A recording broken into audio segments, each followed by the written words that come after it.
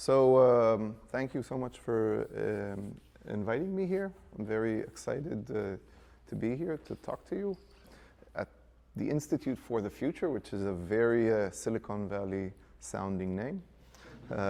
Okay, but you deserve it. So I'm describing ongoing work that's being done with a lot of collaborators, Alessandro, one of them. And the plan is as follows. I'm going to explain what we mean by computational integrity and privacy, which is a very general theme. And following Christian's request, I'll try to explain it maybe also in the context of Zcash. And then I'm going to talk about the importance of transparency, which is the main issue I want to talk about today.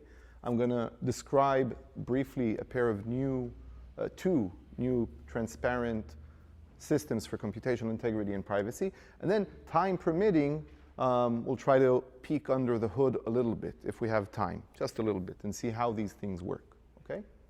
And please ask questions. I'll be very happy to answer. Okay, so a bit about myself. I'm a professor at Technion.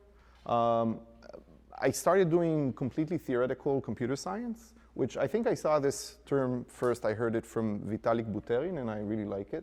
It's like moon math in the sense that it's a little bit inaccessible and also completely related from Earth in the sense of practicality, so it seems.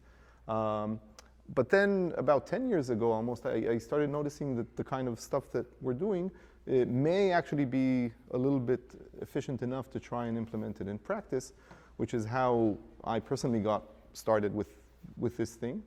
And I also traveled in 2013 to try and, we're looking for applications for where could this be used, and thank God there's Bitcoin. And then this also led to the zk-SNARKs paper and to the zk-SNARKs, later on to zk-SNARKs company. I'm going to shamelessly use this opportunity to also advertise a different project I'm working on that has nothing to do with cryptocurrencies and privacy, but it's for tracking child development. So if you get bored and you have children, please click it. If you get bored and you don't have children, then you're stuck with me. Okay, so what is computational integrity and privacy? It's really a pair of problems that abound. And this is the situation. Often we have a party executing a program, and the party may have an incentive to cheat about the outcome. When I compute the taxes, my taxes, I have an economic incentive to report a low value of tax, right? I have an incentive. And this raises the problem of integrity, computational integrity. But I also may wish in other settings, or maybe in the same setting, to preserve the privacy of some of my data while I'm doing the computation. And this is a problem that abounds everywhere. So it's really a pair of problems that we would like to solve. And there are many examples of this. Tax reporting, proof of fractional reserve of banks and things like that, shielded payments. So in the context of Zcash, I'll just explain. If you look at Bitcoin, or at Ethereum for that matter, if I pay Alessandro, then Alessandro can look back and see what happened to the coin before I received it. And I can, using my browser without any cryptography, I can see when he spends his coin, and maybe he pays it to Christian or something like that. So, it harms fungibility and harms privacy. So in Zcash, using technologies like this, like the stuff I'm going to talk about today, we have a system where even if I pay Alessandro, I will not know when he uses the coin I paid him. Even though I gave the coin to Alessandro, I will not know when he used it. And he will not know how much funds I have or where I received that coin from. And all the external viewers do not even know how much value is traveling. So it really hides the payer, the payee, and the payment information, okay, completely. And we always like to say that hiding information is very easy using encryption. The hard part is proving and maintaining integrity under the veil of encryption. Okay, that's really the hard part. And that's the stuff that things like zk-SNARKs allow us to do. Good. So the computation integrity and privacy pair of problems is that of guaranteeing integrity of the system without ruining privacy. And a spectacular body of knowledge that started being discovered in the late 1980s and led to many awards, including Turing Awards, and very, this is one of the most spectacular achievements of computer science in the past half century, is the discovery of these marvelous things called zero-knowledge proofs, which allow you to effectively solve the problem in a cryptographic way and extremely efficiently, okay? And these things are also known, the solutions to this problem are also known in the scientific literature under various names, such as checking, certifying, delegating, verifying. So there are a lot of works that talk about it. Yes? I'm a bit confused about the pairing of computational integrity and privacy. Yes. You have some examples, tax reporting, etc. Yes. Why would I not want it? It's like cash, right? So it's like, you can see the value, assuming it's not forged, because that's the integrity part. And then I give it to you, and then I don't know what happens with it afterwards. It seems like that's why money has been used in all transactions for a long time. So are you limiting yourselves, or is this like really open to any computation? Yeah, we offer solutions for any computation. So can you rephrase the question? Computational integrity and privacy, that CIP. Right. Does that limit us to those examples? No. I'm saying there are many examples. For instance, a bank in Switzerland wants to prove to the US government that it's FATCA compliant. So the US government may worry that maybe it's not answering with integrity, and the Swiss bank is obligated by Swiss law to preserve the privacy of its clients. So that's one example. There are many, many examples. Two big corporations doing business, so they want to sort of relay information about whatever the condition of their financial assets, but they don't want to reveal information. If I just want to pay you for a cup of coffee, it's also good, no? Then maybe you don't really care about, if you just want to pay someone for a cup of coffee, you don't necessarily want, in that particular setting, to have privacy. But for instance, in the context of decentralized cryptocurrencies, or also centralized ones, someone needs to check integrity, because integrity means that I have the funds to pay you for the coffee, right? Because otherwise I could just say that I have much more than I really have. So the problem of integrity, whenever you have a payment system is really, really important, right? So in today's banking system, you have the banks checking and sort of operating with integrity. And that's really important. In the decentralized setting, you're going to need other mechanisms to make sure that that's the case. Okay. So you may ask, who needs computational integrity and privacy practically? If you look, and this I think also addresses a little bit your question. If you look at the way we operate today, so probably all of us who have bank accounts, we trust the bank, and the bank operates pretty well. Doesn't take our money, without explaining. And trusted parties, what? Except for Wells Fargo. Okay, maybe. So trusted parties have been serving societies for millennia. They do a good job of it. So we're very familiar with this model of a trusted party. And they also want to stay trusted parties and central. It's important to their business. So they won't have an incentive for using this kind of technology necessarily. For proving that they're okay. And it seems that cryptographic mechanisms for getting computational integrity are very, very costly. They take much more time to operate, so why would you even bother with them? But if you think a little bit more about it, why do we have computational integrity of banks and financial systems? How does it arise? So society and countries pay a lot for that, and citizens. We pay for accountants and litigators and legislation, and all of these things are there to make sure that things are done with integrity. And thinking of it this way, it may actually seem that doing it cryptographically is going to be far cheaper. But now we have Bitcoin and cryptocurrencies, and there you really don't have any legislation or regulation or people checking what's going on. You need to rely on cryptography, and here you really need things like cryptographic proofs.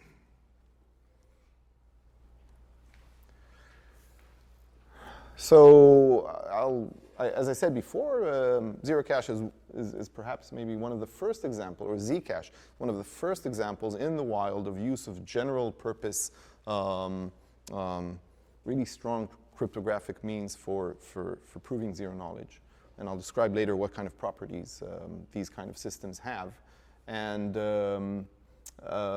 again, so we were already offering a bunch of use cases for it.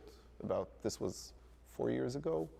And at the same time, there was already a beautiful solution by our co-authors based on something called an RSA accumulator that already solved partially the problem of fungibility and privacy in cryptocurrencies. And we teamed together, and that led, again, to zcash, which I hope you all like and use. You should.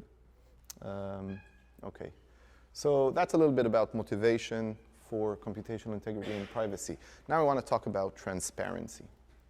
Okay, so if you're designing systems that offer you cryptographic ways to prove computational integrity while preserving privacy, here are some useful properties that you want to achieve and that we actually, our systems do achieve. First of all, you want your systems to be universal, which means it's a little bit like, if you can write in C or in Python any program, right? Anything you want, you can write in it. So you would like computational integrity and privacy to cover any program that you write. You want to be able to apply proofs that that program operated correctly, as opposed to the case where only for specific problems, like let's say things that add integers up, you can prove integrity and privacy. You want something very general, and that's called universality, or maybe Turing completeness, or things that are complete for languages like in NP. Another thing that you want is scalability, that I'm defining here very informally, which means that as the running time and complexity of the program grows, the running time of the prover does not explode. So it goes up roughly or closely in almost linear fashion, correlation to the running time and complexity of the program. That's very important as well. And if you have these two properties, you could say that any code you write, I can prove that I executed it correctly, right? Which is very powerful. So now we could have people writing code and then offering the bank or maybe the FBI to run on the most wanted list and prove various things about non-existence of I don't know, targeted individuals just based on their race or something like that. Another property that you would like is succinctness. You would like the proofs to be very short and very quick to verify. And this is for two reasons. One reason is that you may want to use it to compress long computations. And for instance, take the blockchain. So that we keep the blockchain in Bitcoin or in Ethereum, and also in Zcash, in order to have this historical proof that the system at its current state is okay, has integrity. But really, you could have pruned most of the blockchain if you could have trusted that the current state is okay. And you could use proofs in order to do exactly that. So you can compress very long histories while maintaining integrity and replacing the long history with a short proof. That's one reason. Another reason is that you would like the heavyweight process of proving a statement to fall mostly on the prover and not on the parties verifying it, so that when it's checked by many different parties, they don't have to redo a very long computation. So that's another property you would like. And the systems that we use in Zcash, called zk-SNARKs, achieve all of the above. And they're really, really efficient. They're based on some cutting-edge cryptography called quadratic arithmetic programs and bilinear pairings. And one point that is something that I want to address today is that in order to use these zk-SNARKs, a trusted setup phase is needed, in which a select party is, or a select set of participants does this very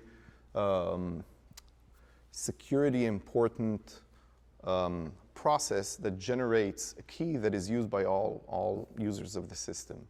And Zuko did a marvelous job of orchestrating this kind of ceremony for Zcash in order to prevent what could be a very big problem if it's not done properly, which is there exists with these systems, there exists a trapdoor key that could be used to forge payments of any sum, like, and completely ruin the integrity of the system. Such a trapdoor does exist. And in order to prevent the possibility of it falling into the hands of any particular individual or corporation or government, you have to have a very elaborate and complicated security ceremony. Okay? And the point is that you cannot allow the public to view all parts of this ceremony, because if the public would have viewed all parts of the ceremony, including the randomness that goes, or the entropy, to mention Shannon and information theory, if the public would have viewed all of this entropy, then the public could have reconstructed this forgery key, and the system would have been ruined. Okay? So you have here a little bit of fine print which says any code you write, I can prove to you that I executed correctly, but you have to believe that I don't have a forgery key, okay? And let's define a system to be transparent if its setup involves only public randomness. So its setup involves saying, you know what, tomorrow let's everyone count something regarding the sunspot pattern on the sun, and that will be the randomness that we're going to use in order to set up the system. So a system that has this property is called a transparent system. I'm going to call it this way. It has another more technical name, which is Arthur Merlin protocols. So why is transparency important? So it's important, first of all, for ongoing public trust. Imagine that someday Zcash, which is right now worth, its market cap is around $20 million.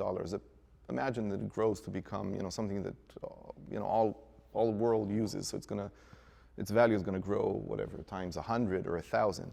And suppose that now you need to update the code. You need to generate parameters again. So now there's going to be a huge, huge incentive for government and central organizations to try and put their hands on this key that allows them to write a check to any amount. So even if they don't manage to do it, this will sort of always raise problems of, can we trust these keys? And with increased value, there's going to be increased incentive to try and attack it. So you really have to work very hard in order to prevent these keys from becoming a single point of failure and being compromised. And that's one thing. Now, even if you manage to do it well in the context of let's say, something like Zcash, there's another issue. So this collaborative generation of code, right, of source code, this is something that is really important in all cryptocurrencies and in general in our current open source world.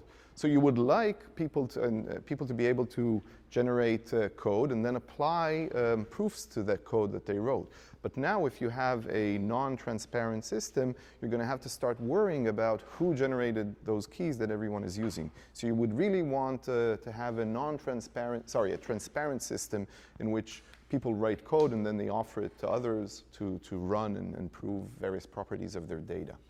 Okay, that's another thing. And finally, someday we would like to ask governments and big central organizations to also improve their transparency, even when they hold private data and private registries, things like sex offender lists, most wanted lists, DNA fingerprint databases. We would like these central agencies to prove to us that they're managing these registries correctly and answering, and updating them correctly. And for that, so we could use these technologies of proofs, things like zk-SNARKs and things like it. But now we're going to have to worry about this central agency. Maybe it compromised the keys or asked, the other party that generates it to give it, away or a backdoor or something like that. So that's another 3 good reasons why we really would like, in spite of the very good efficiency and other good properties of zk-SNARKs, we would like to go beyond that and have transparent systems. Okay, so I spoke a little bit about computational integrity and privacy, and I spoke a little bit about why transparency is important. And now I want to talk a little bit about 2 new systems. But first I'm going to talk about the foundations of these systems that go back 3 decades to these beautiful works from the early 1990s. And then I'm going to talk a little bit about why it took 3 decades and what has gone on since then that led to these new systems, and then I'm going to describe the two systems. Questions so far? Okay. So a little bit of theoretical computer science. Let's define this general language that captures almost all kinds of statements that you would like to make about programs being executed. So formally, it's a language. A language is just a set of strings. And what are the strings that are in our language? They are quadruples. There's a program, or formally a machine, but never mind, Turing machine, which is equivalent to a program. So you could think of it as a program written in Rust or in C. There is a bound on the running time. There's an input and an output. And for a quadruple like this to be in the language, it has to be correct. What does it mean? It means that there is a way to start from the input, feed auxiliary input. It's called non-deterministic input. Things like passwords, financial information, medical information, so that within T steps, the machine, the program, reaches the output. Okay, so this is a very basic problem, and many, many other instances, including payments in Zcash and tax computations and things like that, could be cast as special cases of this. Okay. And for those of you who studied a little bit of computer science, you'll notice that this is a complete language for non-deterministic exponential time, so it's like really, really powerful. It captures a lot. Okay. And here's a fundamental definition going back again to the late 80s. An argument system for a language, such as this, is really a pair of algorithms. Both of them are randomized. There is a prover algorithm, that's the letter P, and there's a verifier algorithm. And we need efficiency. Efficiency means that both the prover and the verifier run efficiently. Efficiently right now means just polynomial running time in their input. And completeness and soundness just means that the system is working with integrity. Completeness means that if something is correct, it has a proof. And if something is incorrect, then it has no proof. And here it has no proof means that the prover cannot really convince the verifier of correctness with probability greater than half. And you can change this half and make it 2 to the minus 128. Essentially, nothing else will change. So half is just a convenient constant, mathematicians like. So here's a fabulous theorem. As you can see, there's a whole long list of citations, meaning it's really the summary of many, many fundamental results. Again, Turing Awards went here, Gödel Prizes, and a lot of very important results. These are any student who studies today theory of cryptography will come across these results because they're really important. So this language, this very general language, has an argument system that's really great. You can make it non-interactive, meaning the prover just sends a single string that proves that anyone can come later and check. Okay?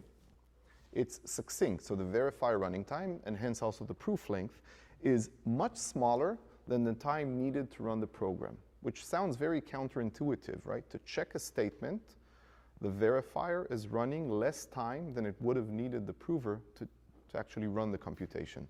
That sounds absolutely impossible, but it is possible. It's transparent, something we spoke about, and it's zero knowledge. When I see the proof, I learn nothing about the auxiliary inputs, like passwords and medical information, that I can't learn from the statement itself, right? So if I see a statement saying this person's tax is $1,000, I learn something. I learned that the person owes $1,000 in tax. But if it is accompanied by a zero knowledge proof, that proof will reveal nothing additional about, what kind of transactions that person did through the year, okay? So this was the early 90s, and the reason it wasn't implemented so far has to do with these questions. What about scalability? How efficient is the prover to generate such proofs? And what happens when so all of these theorems are usually stated asymptotically as the running time and the input size and the program size go to infinity. But what happens if we care about some concrete problem that with a concrete running time? What about that? Is it still efficient? And that's what took us some time.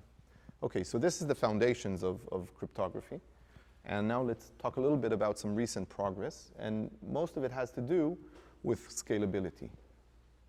So we have this very general language that we want to prove, but now let's consider a very small instance. So let's say the program is 100 lines long in some assembly code, and your running time is roughly 1 million steps. Okay, so it's some, on our computer it would take much less than a second, like a millisecond to run. So what problems will we have if we want to generate a proof of computational integrity for this statement? We would have, the biggest problem would be the prover efficiency, which is pretty large. And then we have issues of soundness, what's the probability of error, and there are two other problems the last one you probably recognize. Engineering, how do you build it in a good way is another problem. So let's talk a little bit about scalable provers. So what was known already in the 1990s is that the prover running time could be made as close as possible to t, which is the running time of the original program, but you pay. So if you want to run in time t to the 1.1, you're going to have query complexity or proof length that scales like, well, log of t, which is good, but to some power that goes up as you make the running. So the shorter the prover running time, the bigger the query complexity. And if you want zero knowledge, if you want privacy preserving proofs, things are going to become much worse. And this led to actually having, I'll just give you the numbers. It means that even if you have, at the best of cases, you would have, even for your for this million-line program, you would have a proof whose length is much more than, this is like 4 terabytes. And this is under very, very optimistic assumptions. It would have been much, much worse. Okay, so it wasn't scalable, and wasn't concretely scalable. Those were two problems. So let's redefine scalability as something in which the prover running time increases. This notation means quasi-linearly in its input, which quasi-linearly means it's almost linear. It's like t plus the number of queries you want to make times polylogarithmic factors in t plus k. So this is almost linear. And about 10 years ago, we started seeing some really scalable PCPs. And it took more time and more work to make the verifier succinct again, which means that its running time is really short. It's polylogarithmic in t and k. And it took even more time to show that the prover can actually be made scalable. And this is some joint work that I did with Alessandro and others. And required a lot of extra stuff that I won't go into. And then it took even more time. So 10 more years passed till, again, this is joint work with Alessandro and Madar Zvirza, also zk-SNARKs co-founder, and Ariel Gabizon, till we showed last year how to get scalable zero-knowledge-based PCPs. So it took some time to make, to get the marvelous theory from the 1990s a little bit more scalable. And this also leads to some beautiful new mathematics and a very nice new definition of an interactive proof system that I won't go into detail now. Okay.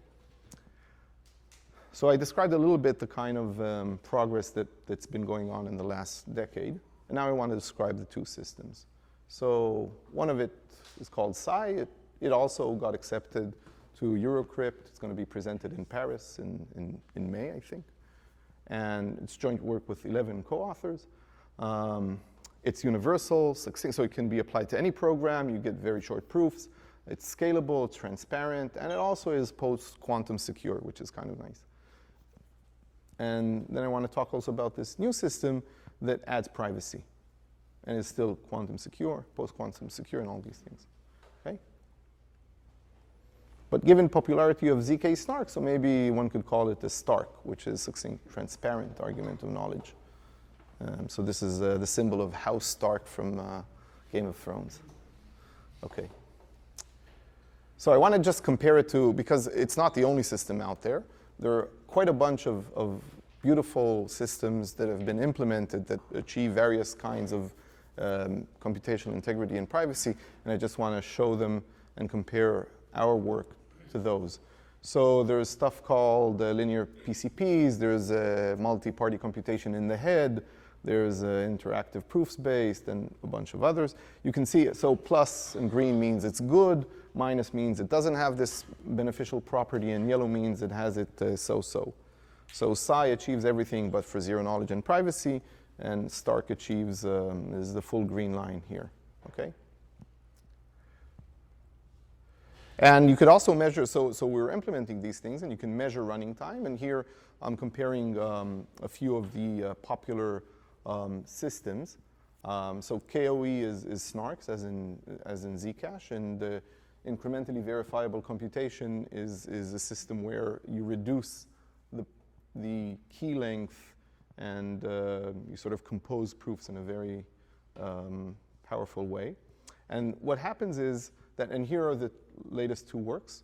So there's a setup time for the prover, there's the prover time, and then there's the, once you set up the system, there's how much time it takes for the verifier to verify stuff. And then there's the total verification time. So as you can see, if you look at post setup verification and proof length, so you could see that SNARKs are best. If you look at the space complexity of the prover, you can see that this proof composition technique gives you the smallest proof length. But if you look at things like the setup time, or you look at the proof generation time and the total time needed to generate these proofs, you get the best things here for psi and STARK. So it means they're more asymptotically, or even concretely, they're more scalable. Okay, so now let's describe these systems. How much time do I have, by the way? You're doing good. I mean,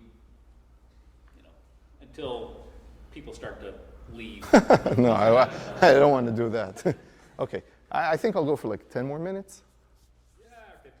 I'm enjoying it. Okay. We'll do it like this. I have I have a concluding remarks and then the extra stuff that looks under the hood. So we'll do a pause once we get to the before looking under the hood, and we'll see how we're doing. Great. Yes. Great. I love questions. Please do. Is the memory scalable? Because 131 gigabyte for prover is not. I mean, Where? Which?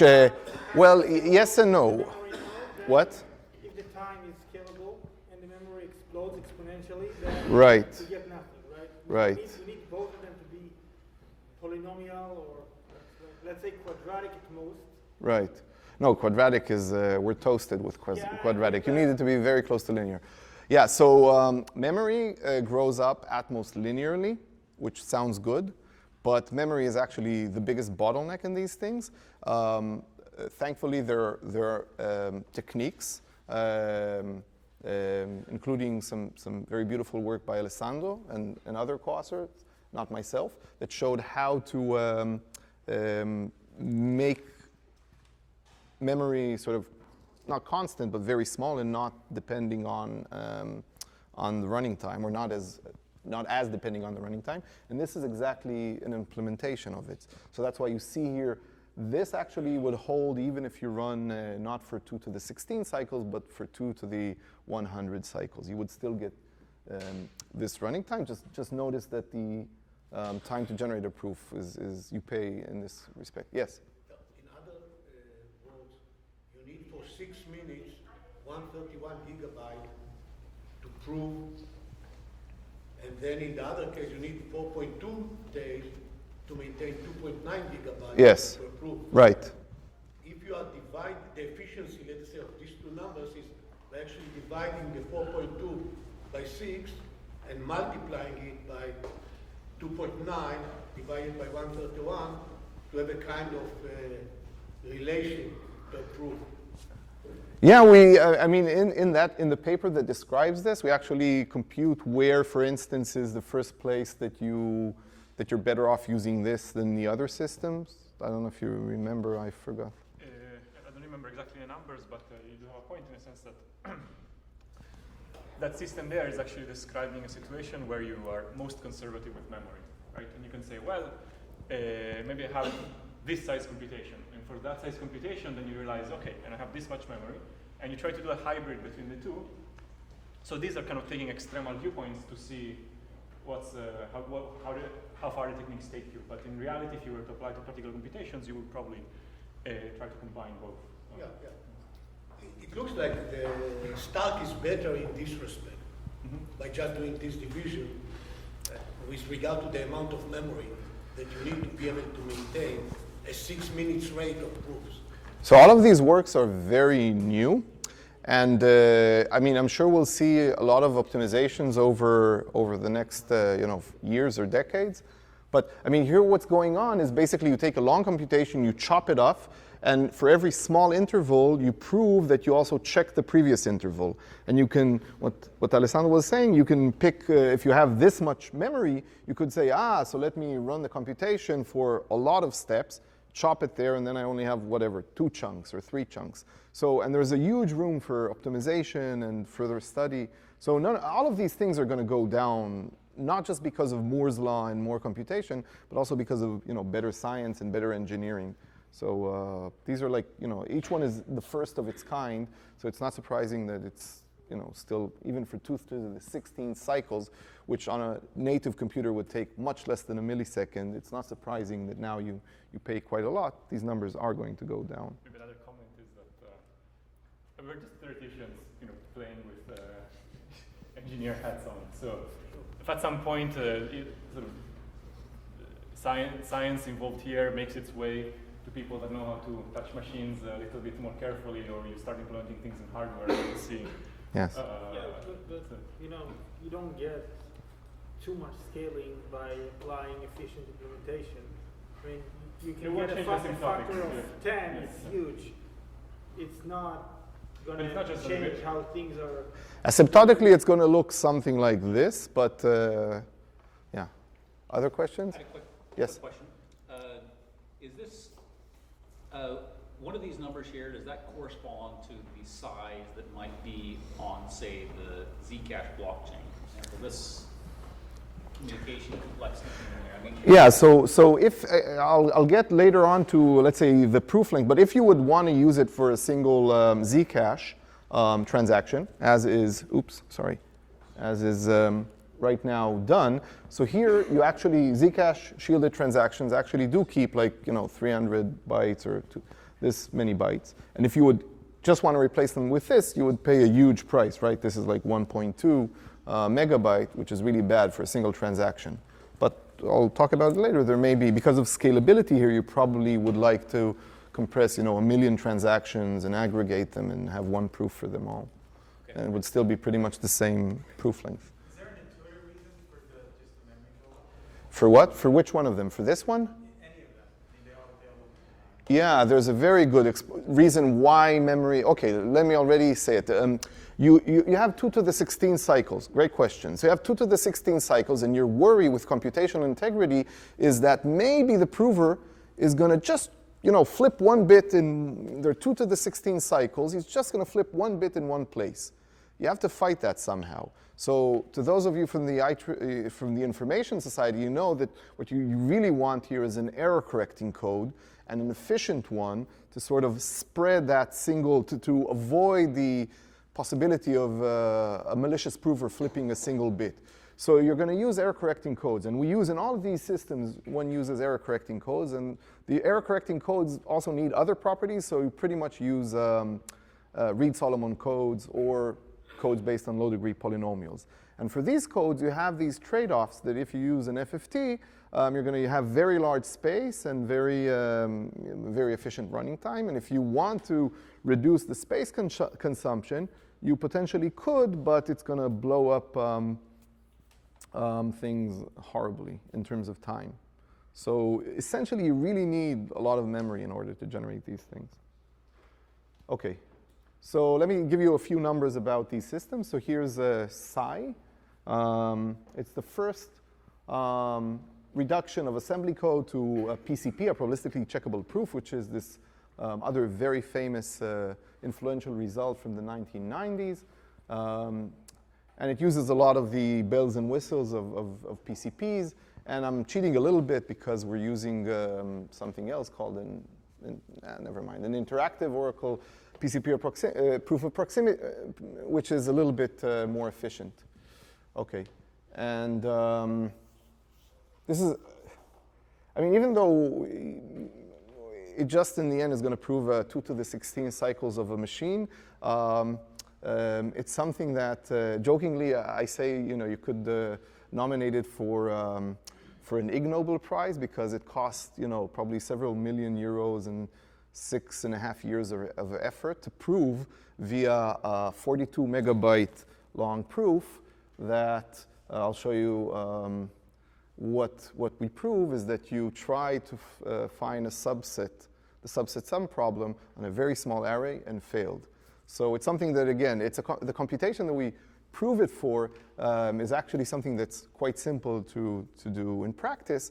But of course, what's interesting here are the techniques and the fact that it's a proof of concept. So what did we do? The computational integrity statement that we're proving is the following one. You have an input array, and you check whether, you check the subset sum problem. You check whether a subset of it sums up to your target. And the statement we're proving is no. We tried all possible subsets, and none of them adds up to the target. That's the kind of computation that we checked this system on. Of course, it's universal, so you could check it on any system, on any computation, but this is a particular kind of computation we checked it on. And we actually ran 2 programs, 2 different versions of programs for solving the problem. The first one is the exhaustive one. It just tries exhaustively all subsets, and for each one of them sums it up and compares it to the target.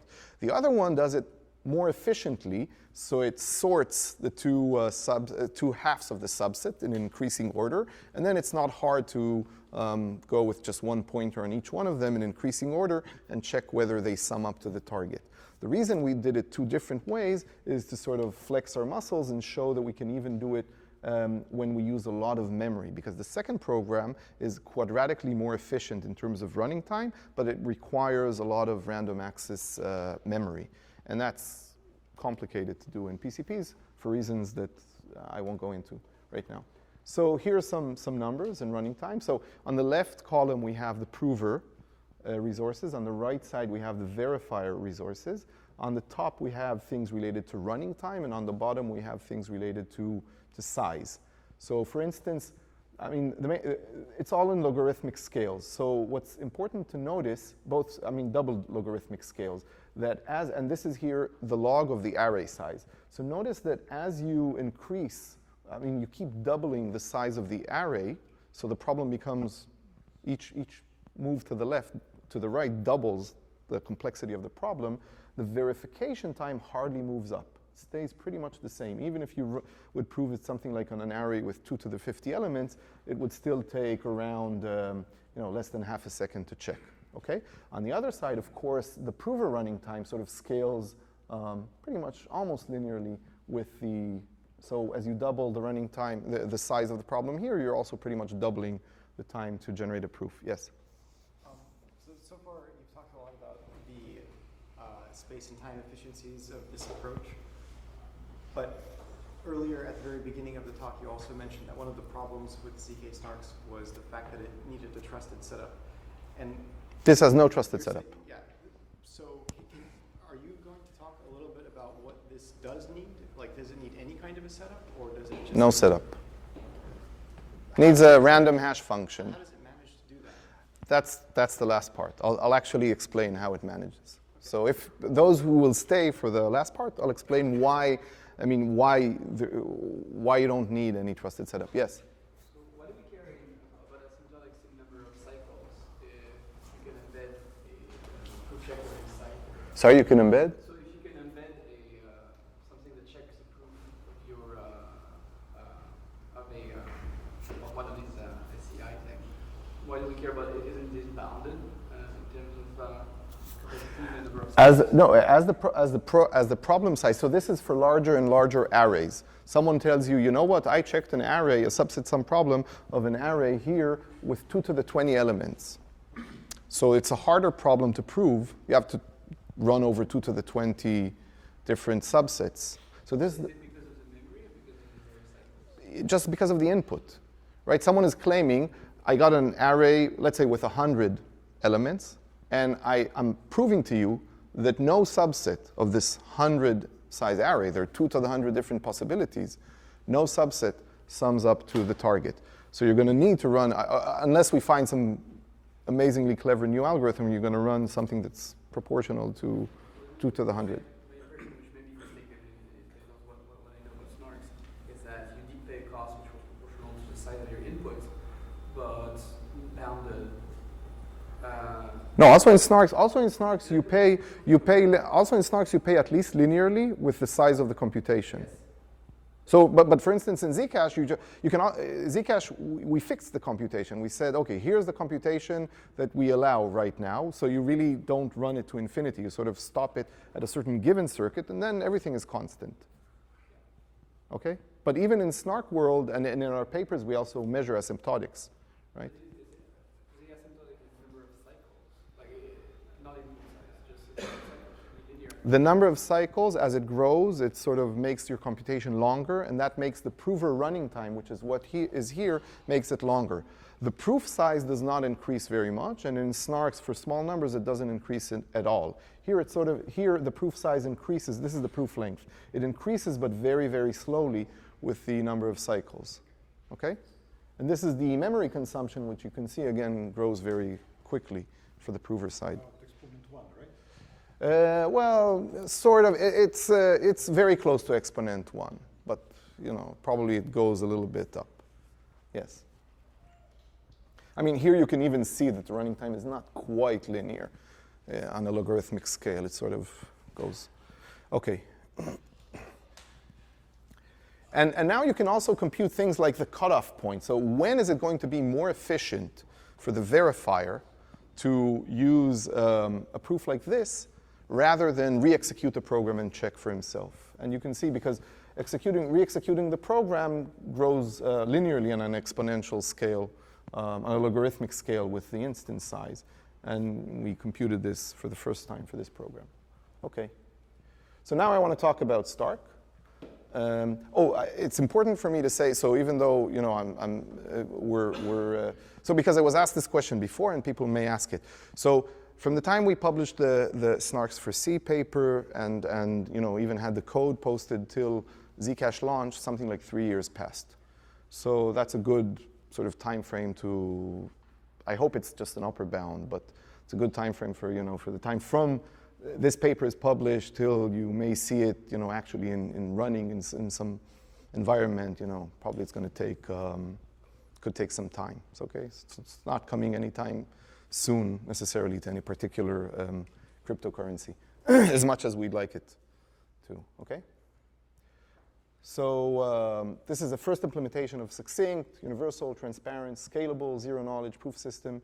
It also happens to be the first post-quantum secure, succinct proof system.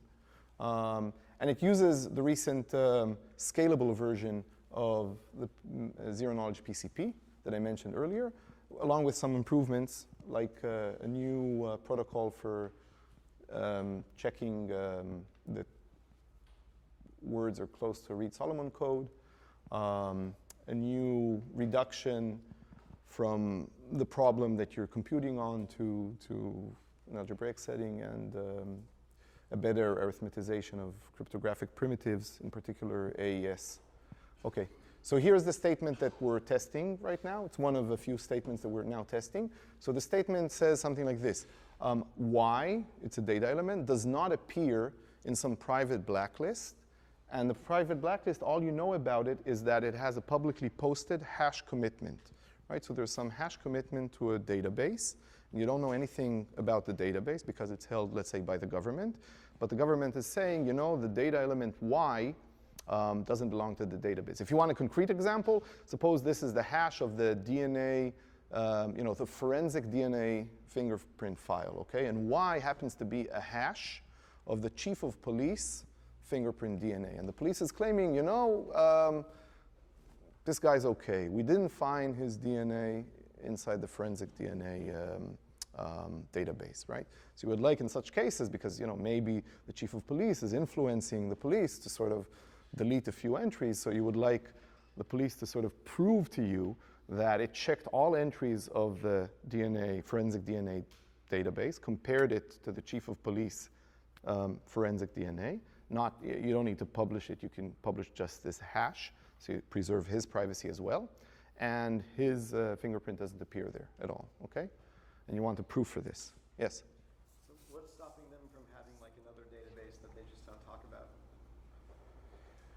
So, okay, it makes it a little bit harder for them. Right, so yeah, what happens if they sort of have a completely different database? I think that if you have good separation of, authorities, so maybe when they come every day to present in court, they need to present things that are with reference to the database that they're committing to all the time. And if they have this auxiliary database, they're going to get in trouble, okay? I mean, if the judges and the police are corrupt together, then we have a problem, okay? And so hopefully, it sort of heightens the barrier for integrity or for corrupting integrity. Doesn't prevent it. We'll never be able, I think, in human society to completely abolish corruption. That's not a goal that's achievable. So it's useful for banks, FACTA compliance, airlines wanting to prove that the passenger list doesn't contain any non-wanted persons, etc. Formally, your inputs you have two inputs. You have the element and you have the hash of the database. And the statement you're proving is that you know some database whose hash commitment is what everyone knows, and why doesn't appear there. Okay. Now, universality, of course, implies that you don't need to check just this thing. You could check a whole bunch of other things about the data elements. For instance, that no element is close to y in some distance metric, or that no element is greater than y, or that the number of elements to which y is equal is 42, or so on and so forth, any computer program that you want to run. So here are some numbers. These are estimated. These are not yet tested in code, or rather the code is written and we started testing it, but then theoreticians that we ran into various engineering problems. So before we make any statements that would look too embarrassing, we would like to get the code to be up to scale. But what you can see here is that this is maybe the important thing. So the number of kilobytes as the registry length goes and grows still stays very small. So even for 120 bits of security, you're only around 1 megabyte, even if your database is roughly 1 terabyte. So for instance, to take a concrete example, supposing that all the hashes in Bitcoin's blockchain use this Meyer-Davies hash over AES 160, which they don't, but suppose they did, and suppose you wanted to check all of these hashes and compress them, so that would probably, you could do that, and the blockchain right now is, I think, many gigabytes long. I don't know how many, forgot. 70? 100? Okay, 100 gigabyte. So you could have compressed that into something that would have been like roughly one megabyte with 128 bits of security, something like that, okay? And another interesting thing you can do is the following. So most of the complexity of the verifier is running hashes, because he's basically checking various commitments, okay, of the prover regarding the proof. So you could count the number of hashes that the verifier is making, and this is how it grows. So it grows very, very slowly. It's hardly even noticeable. And then you could say, well, suppose I just wanted to check that the hash of the database is okay. So I don't care even about privacy. I just care about compression, as in a blockchain setting. And you can ask, when is it better to trust the Stark rather than using just doing it naively? And you can see that around like 2 to the 15, you already become more efficient.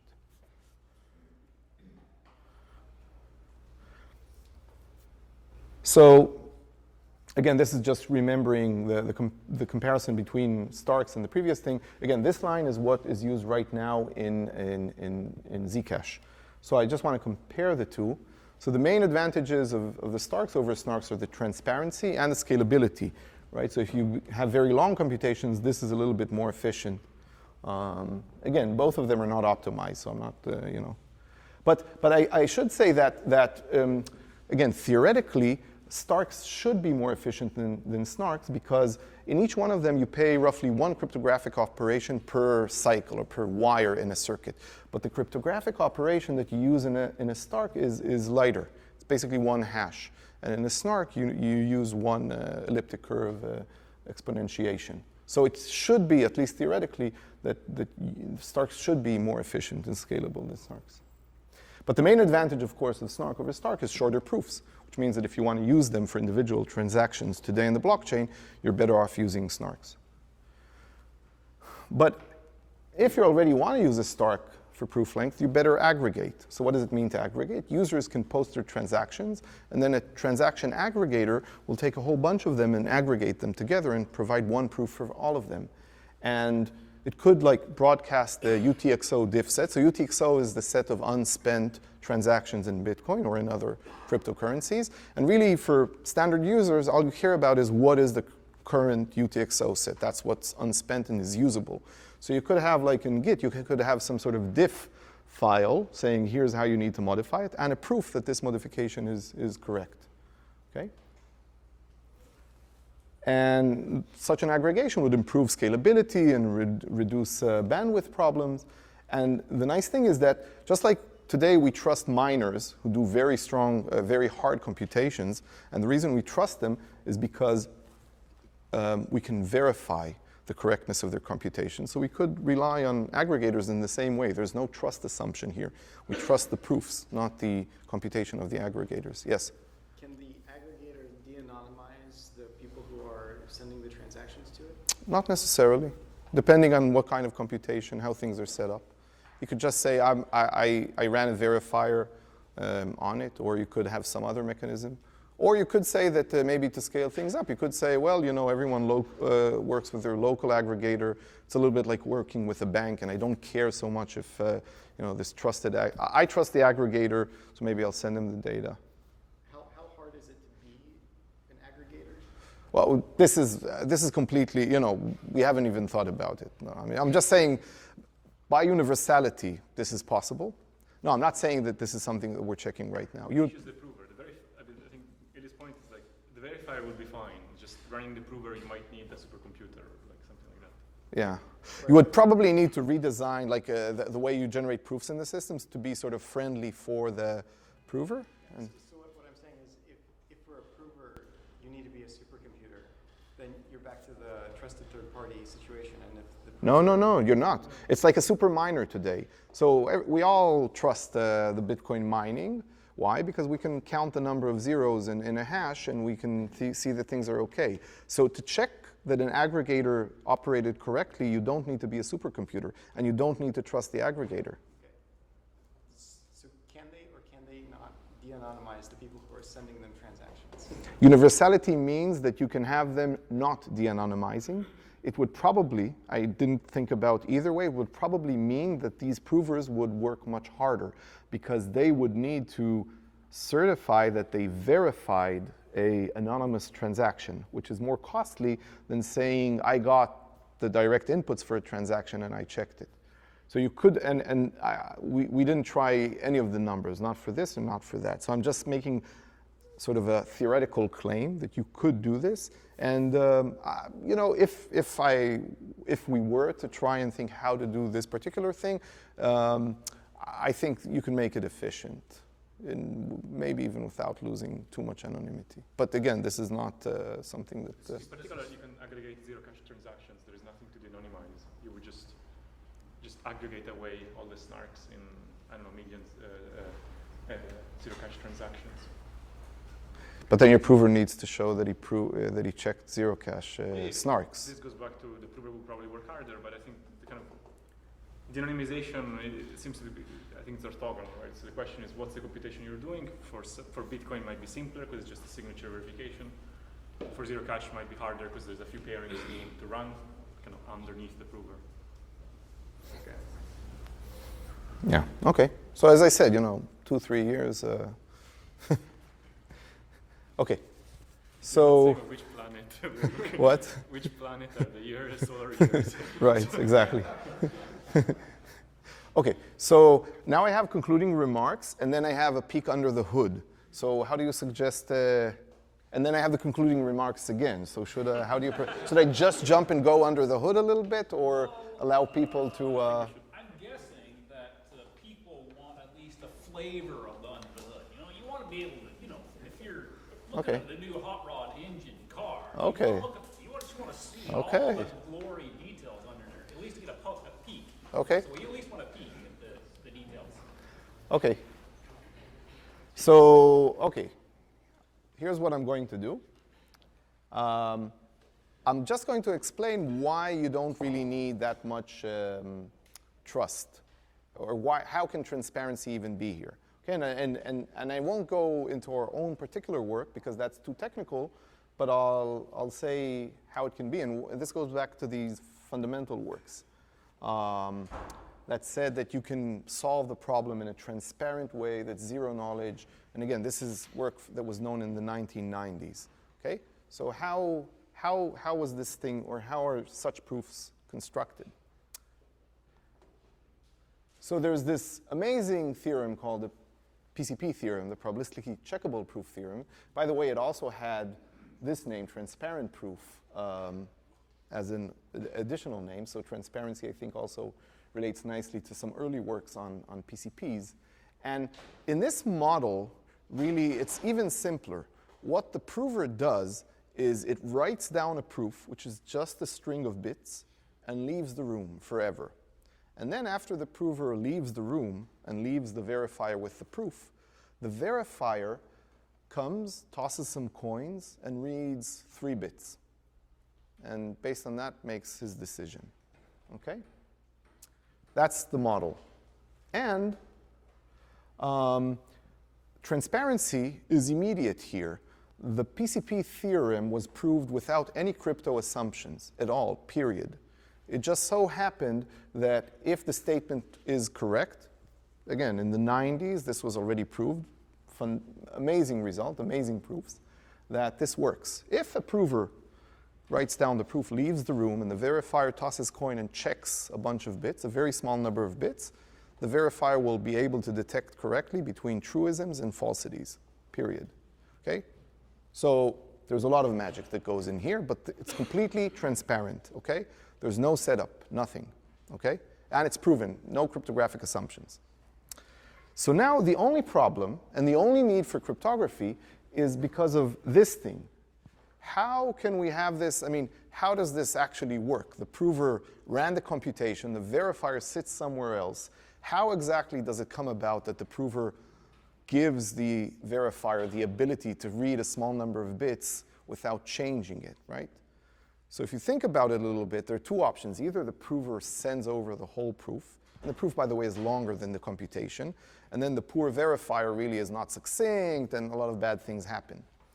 Or we're going to need some cryptography in order to force the prover not to change his answer. And that's exactly where cryptography comes into the picture. And again, these are stellar results from the early 90s. So really what happens in all systems, including ours, is that the prover commits to the proof using a Merkle tree, and that's where you use cryptography, but it's completely transparent. There's no secret. So the randomness needed is only the randomness needed to set up the hash function. So you could even say that if you trust the randomness that went into the construction of SHA-256, you're happy with that. So practically speaking, you may even not want any additional randomness. So the only thing you need is to be sure that, or to believe that the prover cannot change his commitments when he sees the queries. Okay, and if you want to make it interactive, you don't need to make it, if you want to make it non-interactive, which you can, so you could even remove the need for the verifier sending queries and rely on the random oracle hypothesis and what's called the Fiat-Shamir heuristic. And in that case, the prover commits to the proof, uses the commitment as a key for a pseudorandom function to generate the queries, and you get this non-interactive system. Yes? Did you just say that there was randomness that went into the SHA-256 function to create it? You could assume that there are some key schedules there, right? Some constants are fixed, so I don't know how they were fixed, but maybe randomly? What? Okay, I'll have to talk to you about that. Okay. Because that sounds to me like a trusted setup for a hash function. Okay, so if you're not happy with that, the only randomness you need here is that you need to select a hash function randomly. So you could that's the randomness that you need. But it's very different from the trusted setup in the sense that, for instance, I do not know concretely of a way to, let's say, maul the system, even if I let you use SHA-256. I don't know how to maul the system under almost any hash function that there exists. Okay, we'll take it later. Okay, so now I want to give you one more peek under the hood of how we construct these systems. And again, I won't go very far, but how is such a system, how is such a proof constructed? So let's take this particular statement. It's a very simple program. I'm making the following claim, that this program reaches the answer 42 after 1,000 steps. And what is this program? I start with x equaling 1, and I keep doing this process. X gets this quadratic form, some sort of chaotic-looking transformation. And I just made this up, so I'm guessing this is probably false, okay? Because there's no reason for it to be true. So, but suppose I want to prove to you that this is true, that if I repeat this thing for 1,000 times on input x, I'm going to reach this number. So how am I going to construct a proof? So let's think about naive verification. You may want to request from me as a proof an execution trace, which is just a snapshot of the machine or of this value x after each single step. Okay, x0, x1 up to x1000. And now what are you going to check? You're going to check boundary constraints, that at the start of time I started with 1, and at the end of time I have the number 42. And then for each iteration you want to see that it evolves correctly according to the program specification, right? Or algebraically you could say that for each, I'm just making this more formal or more abstract, for each pair of consecutive states where y comes before z, we want to check that this polynomial vanishes. Yes? You mean after exactly 1,000? Exactly 1,000 steps. So it's better to add it because it can be also less. Right, but here I'm saying, yeah, you're saying exactly 1,000. You're right. So here I mean exactly 1,000 steps. I could make a different statement that says it reaches it within 1,000 states, and I could still prove it. But it would be a more complicated relation to check here. Okay. So the problem is that if I'm a malicious prover, I have many ways to cheat. Because for any given point here, I could just cheat there and probably make things reach 42 in the end, right? So the problem is that if you're going to check this thing, you better read it from start to end, which is very time-consuming. And the solution is to add redundancy. And here again, I speak to our IEEE friends and say that we're going to add redundancy and ask the prover to take the execution trace, these 1,000 elements, and encode them using an error-correcting code. And error-correcting codes are good because changing a few bits, changing a few points, doesn't really change the message. So if the prover wants to cheat, he's going to have to change a whole lot of parts of the message. And this is actually what happens in the first step of both Psi and Stark. You actually literally take the execution trace, and you encode all of it using error-correcting codes and use Reed-Solomon codes. So this goes back to the question of why does the space increase? You really somehow need to certify or check that no bit of the execution trace has a problem in it. And for that, you're going to need to take the whole execution trace, which has space as much as the running time of the computation, and then apply an error-correcting code to it. So this is just the very first step, and then things, you need some more moon math. Okay, concluding remarks, computational integrity and privacy. I hope you agree that it's something really, really important that we'd like to see applied to computations all over the place. And I think that I try to convince you that also transparency is really important and useful. And Stark delivers all of this, including post-quantum security, which is nice. And Psi, on which Stark is built, delivers all of them, but for privacy. And a point I didn't get a chance to speak about, but this is what excites Alessandro and myself and our co-authors and collaborators, is that this theory to practice research also leads to a lot of very interesting scientific questions that we're just scraping, starting to scrape. And if you want to dig into the moon math parts, into the more, theoretical parts, then you're welcome to come. So I'm going to give more details next Monday, 4 p.m. in Berkeley, and the day after that in Stanford in the security seminar. You're more than welcome. And now I'm really finished. Okay.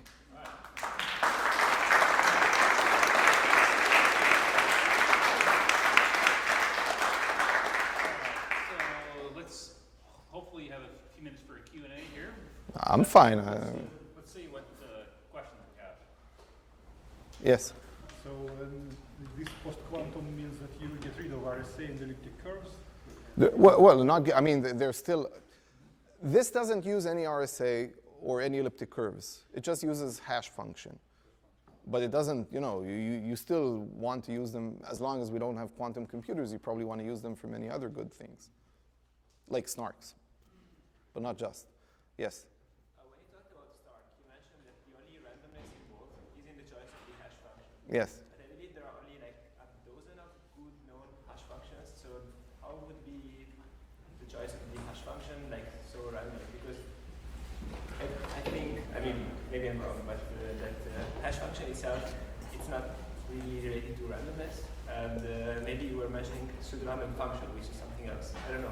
I meant pseudorandom function. You meant pseudorandom function. Pseudorandom compressing function. Okay. There is randomness there. Yes.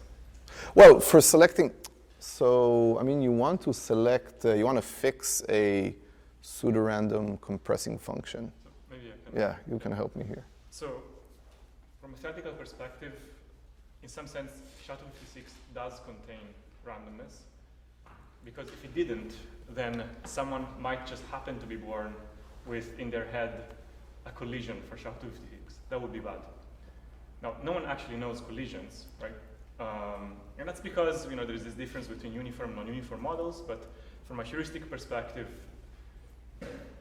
it's just as good as a random hash function, SHA-256. So that's why in practice, that's fine. But theoretically, when you have to model these hash functions, you use something that we call, and it also mentioned, a random oracle model, where it behaves like a truly random function. Of course, these things don't exist, but in practice, SHA-256 approximates it very nicely. Unlike SNARKs, where if you corrupt the setup, it's literally broken. Like we know of an attack. If you know the trapdoor, then you can actually produce false proofs for false statements.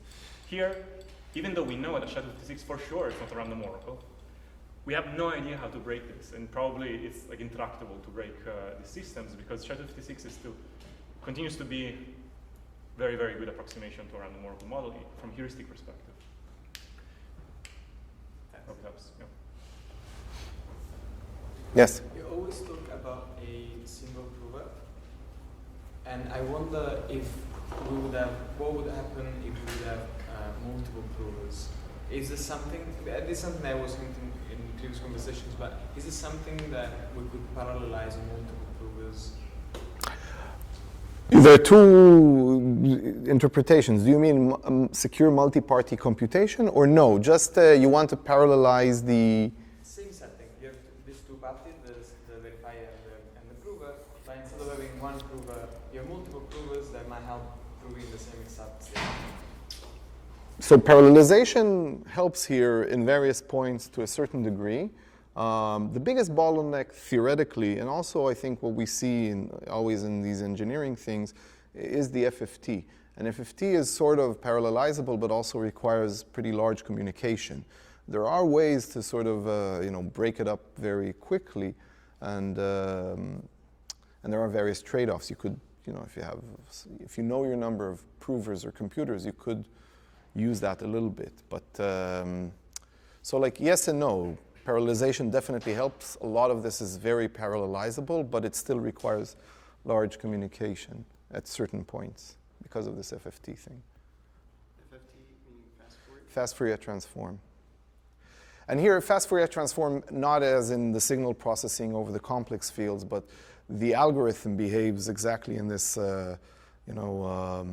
it's very similar, but it's an abstraction to FFTs. It's over additive subgroups rather than multiplicative subgroups, and it's not over the complex roots of unity, but rather over additive subgroups of a field that's of characteristic to But the algorithm itself looks very much like an FFT, in the sense that you have these local operations, then you break it into two sub-problems of exactly the same problem in half the degree, and then you merge them linearly. Can you do them as butterflies? Yes, they are butterflies.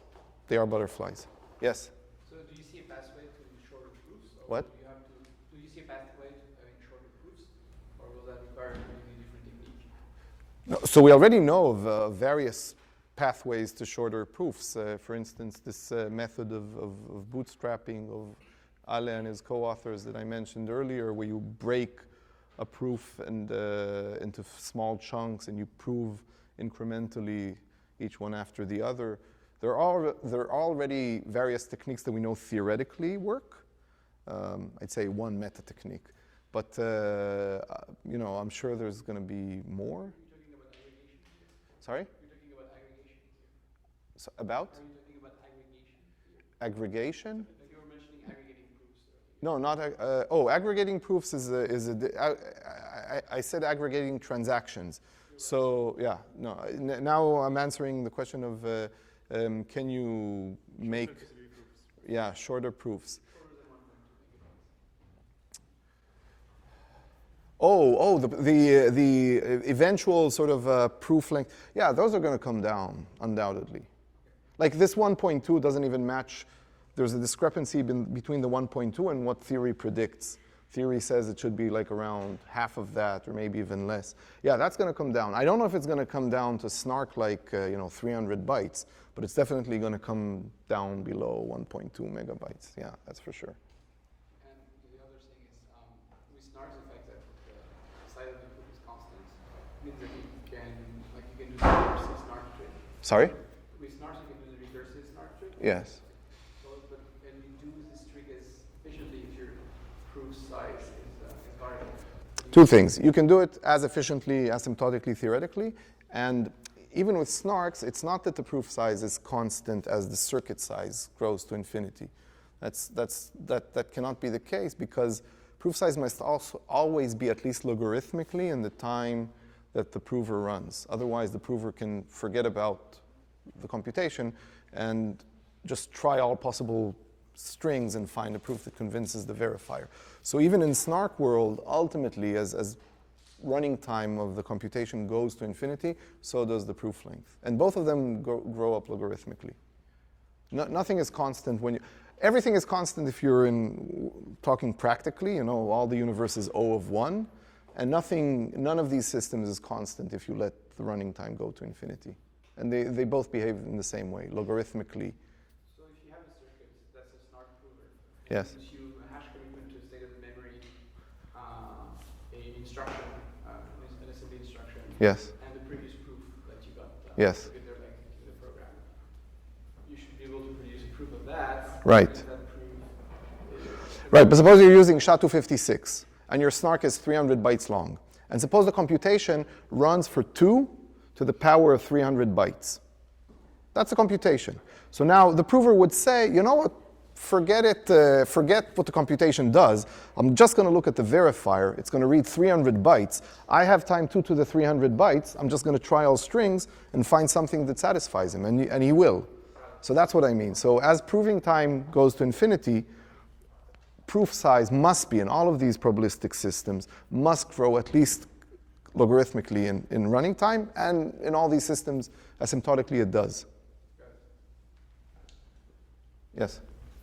So this is somewhat less technical question, a lot technical. This is a non-technical question. So there are certainly barriers. There's the 3 years that you mentioned to adoption on a blockchain, and there are other barriers for widespread blockchain adoption. But at least there's some kind of path for private transactions on a blockchain. And it just feels like, that raises a bunch of other questions. Let's say an employer pays his employees, privately, avoiding the government. So I don't know. You don't have to have an answer on this. It just seems to me like there's some important questions there, and I guess this is just a tool. Maybe, I'm guessing what you'll probably say is this is just a tool, you know, the way that you use a tool is kind of separate from the use from the tool itself. I think there's no contradiction between having these tools and having governments or society implement whatever it wants. And no matter what we decide or society decides, yes, there will be abilities to, there will continue always, that's my belief, to be abilities to cheat and defraud and just this is like this meta belief or philosophical belief that, but the government could easily, for instance, take the US tax system that says, we trust you, but every year you must report what you did. So this, again, theoretically could be easily implemented even in a better way where you're supposed to, just pay your taxes and give a proof. Now you would say, yeah, but what if I cheat and I have this alternative identity on the side? Well, I guess people do it already today, and tax authorities have ways of dealing with this. If you, let's say, have a flower store, and sometimes you have this, alternative bank account or something like that. So at some point, someone from the IRS is going to impersonate a customer and buy flowers and then show you on your tax report that it didn't show up. All of this could be converted very easily into a setting of SNARKs or STARKs. I like that very easily part there. Very easily, even more easily. He would still come in. You're supposed to have, let's say, your social security is somehow baked into your tax report, and you would prove that you accumulated all your transactions, and then just like in this blacklist situation, so you just give a hash of all your transactions. You're the flower store, and then the IRS would come and say, oh, we have this evidence of a customer that was actually an IRS agent paying to you, and can you please prove to us that this entry exists in your list? And if it doesn't exist, you'll be in trouble, right? So you could transfer everything that's already been being done, and the reason is because of universality. In the end, these are all simulated by computer programs, so you could just so these systems are universal. And again, there will always be fraud, and there will always be mechanisms of catching, bad guys, and so on and so forth. But I guess looking ahead, then, I can, in the decentralized world of cryptocurrencies, it almost seems like some of these systems, if you're making your tax payments through a hash function, maybe a lot of that could be decentralized. Okay. And anyway, so that's, again, I'm getting kind of speculative there. So no, I believe it's the same as, you're supposed to honestly report your taxes, and even today you could decide to do some things without reporting them, and you'll be breaking the law, and there's some chance that you'll be caught. And so I think it would be it could be exactly the same. Okay, I'll stop discussing. Any other questions? Yeah. If I may, so I wonder if there's any part of the proof that this works that requires that error correcting code to be a bit Solomon code. No. I'm wondering if there's now that we have this room to play with other channel codes and see what the performance changes. I'll tell you what you need. We know to do it with any code for which, first of all, it's a multiplication preserving code, which basically the only codes that we know are algebraic geometry codes. And actually, we built a few of these systems that use only algebraic geometry codes. So you need what's called this multiplication preserving property. That if you pointwise multiply two code words, you get something that still is in a code with good distance. So that's one thing that you need. So if you have a code family that has this multiplication preserving property and good distance, you're already in good shape for creating these things. There's more stuff that's a little bit, that not all codes necessarily have, but all algebraic geometry codes that I'm aware of do have them. And that's, I take it back. Not all codes have it. And this is this property, which is really the deepest and hardest part. It's called low degree testing, or checking locally testable codes, checking that a big object has a property while inspecting only very small parts of it. So that's maybe the hardest part. What? Exactly. You want to do majority decoding, exactly. So things like low density parity check codes. And now you may be thinking, but Reed-Solomon codes are really not low density parity check codes. They're as far as possible. right? So you need auxiliary tricks. These are called probabilistically checkable proofs of proximity that sort of break the problem down into subproblems, and that's how you go about it. But algebraic geometry codes are a good generalization, and that's as far as we currently understand. Okay, is there a final question? If not, we have Anna from an officer of the Information Theory Society prepared a certificate of thanks Wow. for you. So let's thank Thank you.